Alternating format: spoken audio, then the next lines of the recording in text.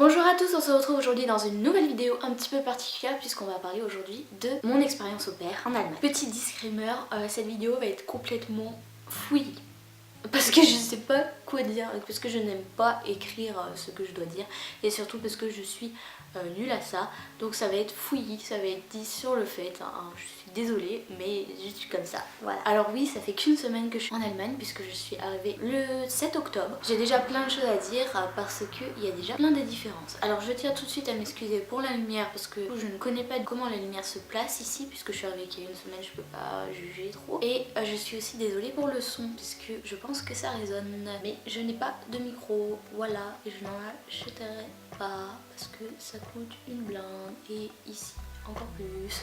Voilà, donc non, enfin bref. Donc aujourd'hui on va parler de mon expérience au pair. Pour ceux qui ne savent pas, je suis partie en tant que jeune fille au pair, enfin je suis actuellement jeune fille au pair pour 10 mois en Allemagne. Pourquoi j'ai fait ça? Tout simplement parce que je voulais pas continuer mes études à la fac en art du spectacle parce que en fac c'est beaucoup trop théorique et pas de pratique, et moi ce que je veux c'est de la pratique, pas de théorie. J'aime pas ça, je déteste, je déteste, je déteste. Donc j'ai décidé d'arrêter mes études, mais je ne voulais pas rien faire ou faire une année sympathique en travaillant parce que je travaillais déjà à McDo et c'était une très bonne expérience, hein, je dis pas. Donc je voulais pas faire ça et j'adore voyager et je voulais voyager dans un autre pays, connaître une autre culture, et c'est une bonne alternative parce que j'aime bien les enfants aussi et je pense que c'est très bien pour 10 mois puisque je suis obligée de rentrer pour la rentrée pour faire des études parce que je pense que c'est quand même important. Donc voilà, je suis actuellement en Allemagne, je suis pas très loin de Francfort, à côté de Mayence aussi, donc je suis à 100 km de Francfort et une trentaine de kilomètres de Mayence, donc je suis à Fürfeld en Allemagne, à côté de Bad Kreuznach aussi,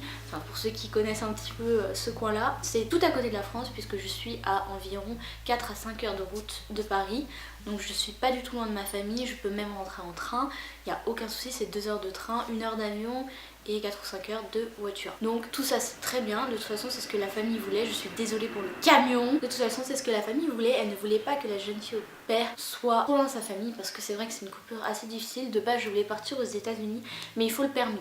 Et là la famille ne le demandait pas, donc j'ai pas dit non, j'ai fait ok je pars en Allemagne. Pour vous expliquer, je ne parle pas un mot d'allemand. Alors pourquoi j'ai choisi l'Allemagne? Eh bien tout simplement parce que l'occasion s'est présentée. Une amie à ma mère qui en a parlé et du coup l'occasion s'est présentée, j'en ai profité et je suis partie. Mais je ne parle pas un mot d'allemand. J'ai quand même fait un peu de leçons avant de partir bien sûr pour pas être totalement perdue, que voilà si jamais il m'arrive un truc là-bas que je puisse dire je suis dans la merde, aidez-moi. Mais voilà, je ne parle pas du tout un mot d'allemand et au bout d'une semaine, c'est dur les gars. Faut savoir que les enfants ne parlent pas du tout français. La famille parle anglais, heureusement. Enfin les parents parlent anglais, heureusement, parce que sinon ça serait impossible.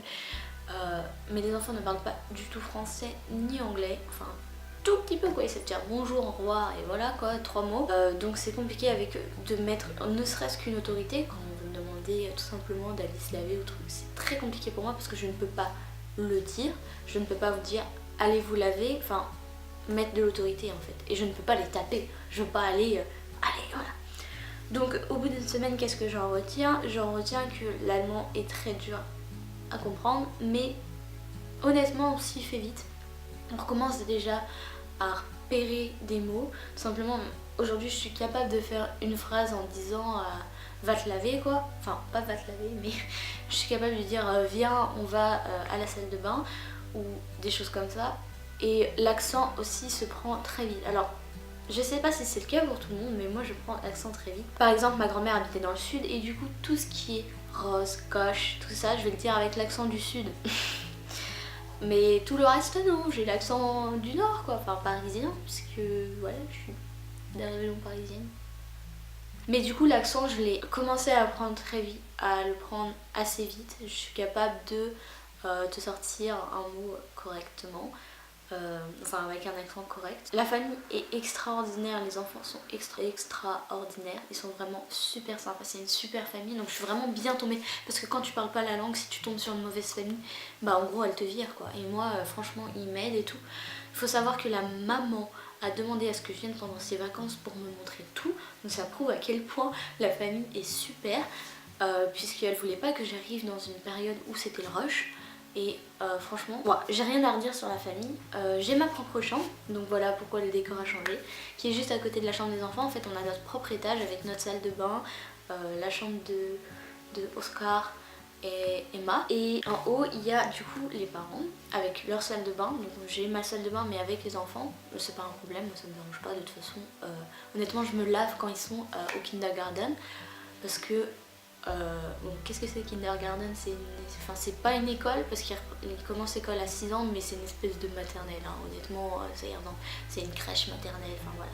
Donc les enfants, Hilda, Emma et Oscar, puisque je m'occupe de 3 enfants, vont tous au kindergarten parce qu'ils ont tous moins de 6 ans. Il y en a une de 1 an, Hilda.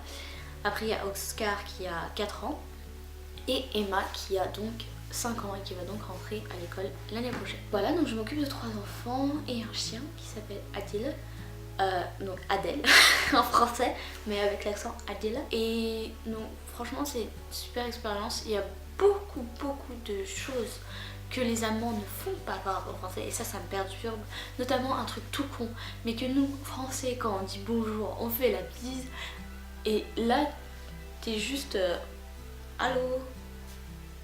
Voilà, comme ça tu fais pas la bise. Et nous c'est une façon de montrer notre amitié, voilà, de mettre à l'aise on va dire, hein, et eux ils le font pas donc du coup t'es un peu t'es pas à l'aise quoi, c'est un peu chelou. Enfin bref, voilà, donc il y a beaucoup de choses. Il y a la langue qui est très dure, hein, faut pas se mentir, l'allemand c'est très dur, quoique ça ressemble quand même beaucoup à l'anglais. Je trouve qu'il y a beaucoup de similitudes de mots qui se ressemblent. Après, les gens sont totalement différents là-bas, c'est trop marrant. C'est des gens très respectueux. C'est dans le bus, ils vont pas s'asseoir là où il y a marqué place handicapée, enfin place pour les personnes à mobilité réduite, tout ça, même s'il y en a pas. S'il n'y a pas de personnes à mobilité réduite, personne ne va s'asseoir à cet endroit-là. Alors la dernière fois j'ai pris le bus, petite anecdote, et je voyais le regard des gens sur moi en se disant mais qu'est-ce qu'elle fait celle-là, elle fait n'importe quoi, elle est pas respectueuse. Alors qu'en fait, bah je savais tout simplement pas qu'en fait que t'as entre guillemets pas le droit de t'asseoir sur ces zones-là, enfin que ça se fait pas. Du coup j'étais un petit peu gênée, mais bon voilà. Puis par exemple un truc tout con, mais les passages piétons, comment te dire que nous on s'en bat les steaks, on va traverser à côté, traverser quand le petit bonhomme il est rouge, eux ils attendent vraiment que ça soit vert, tu traverses pas à côté. Voilà, quand t'as un feu rouge, que t'as un petit bonhomme rouge et vert, tu es obligé de traverser sur le passage piéton et de attendre que ça passe au vert, sinon ça ne marche pas. Donc voilà, c'est une petite vidéo introductive d'une série que je pense que je vais continuer, une série où je vais tout simplement débriefer sur mon année en fait sur l'Allemagne. Donc je pense que je vais le faire tous les mois. Là je le fais au bout d'une semaine bien sûr parce que pour vous expliquer tout ça, mais je pense que ça peut être une bonne idée. Comme ça je pourrais donner mon expérience, vous partager mon expérience pour ceux qui veulent partir au pair. En tout cas tout ce que je peux vous dire pour l'instant c'est que ça se passe bien. Je vais pas dire très bien parce que bien sûr j'ai le problème de la langue et du coup bah ça crée des problèmes au niveau de l'autorité et du coup bah bien sûr ça embête les parents parce que je peux pas mettre d'autorité, je peux pas complètement m'occuper des enfants et ça les embête. Mais à partir du moment où ils vont tous les deux travailler puisque la maman est en vacances, à partir du moment où il faut tous les deux travailler, j'aurai pas le choix entre guillemets parce qu'il faudrait que j'emmène les enfants au kindergarten et que je les ramène. Un truc tout bête, mais voilà. Dites-moi en commentaire si cette vidéo peut vous intéresser, si ça vous intéresserait que je vous fasse une série sur 1 mois, 2 mois, 3 mois, enfin mon année en tant que jeune fille au pair en Allemagne. Je sais que l'Allemagne ça fait pas du tout rêver, mais franchement je suis très étonnée du pays que c'est. C'est vraiment un pays super, les gens sont super sympas, très accueillants. Voilà.